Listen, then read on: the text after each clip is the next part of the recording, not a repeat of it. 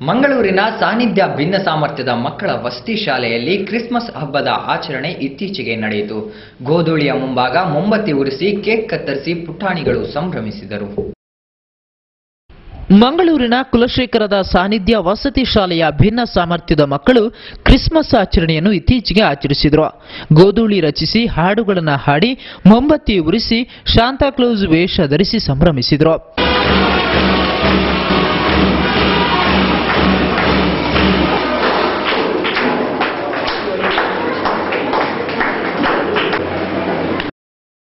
Christmas ಆಚರಣೆಯನ್ನು ಶಕ್ತಿನಗರದ ಧರ್ಮಗುರು Francis Gomes ಉದ್ಘಾಟಿಸಿ ಶುಭ ಹಾರೈಸಿದರು.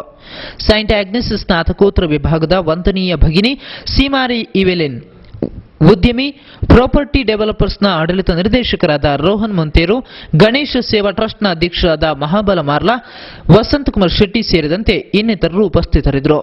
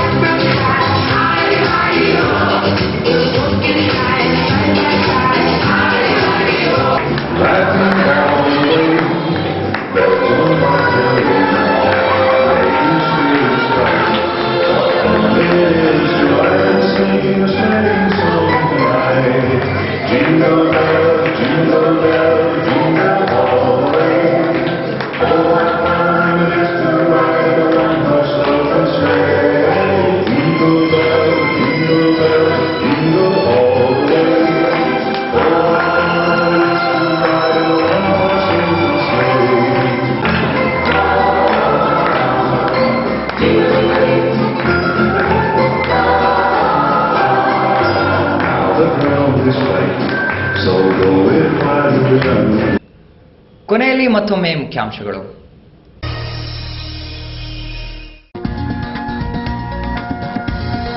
ಅಪರಾಧ ಚಟುವಟಿಕೆ ಮೆಟ್ಟಿ ನಿಲ್ಲಲು ಸಾರ್ವಜನಿಕರು ಸಹಕರಿಸಿ ಕೊಣಾಜೆ ಠಾಣೆಯ ಆಶ್ರಯದಲ್ಲಿ ಅಪರಾಧ ತಡೆ ಮಾಸಾಚರಣೆ.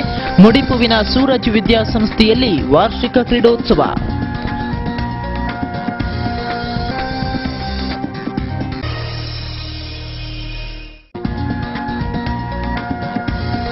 ಕುಲಶೇಖರ ಚರ್ಚಿನ ಧರ್ಮಗುರುಗಳಿಂದ ಧರ್ಮ ವಿರೋಧಿ ಕೃತ್ಯ, ಕಣ್ಣಿದ್ದು ಕುರುಡಾಗುತ್ತಿರುವ ಬಿಷಪ್, ಯುನೈಟೆಡ್ ಕ್ರಿಶ್ಚಿಯನ್ ಅಸೋಸಿಯೇಷನ್ ನೇರ ಆರೋಪ.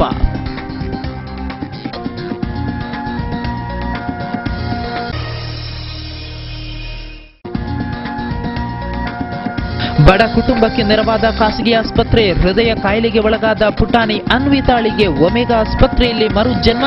ಥ್ಯಾಂಕ್ಸ್ ಎಂದರು ಸಿದ್ದಾಪುರದ ಶಿವಾಜಿ ಗೌಡ ದಂಪತಿಗಳು.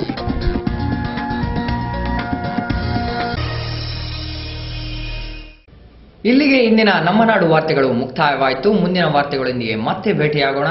ವಂದನೆಗಳು.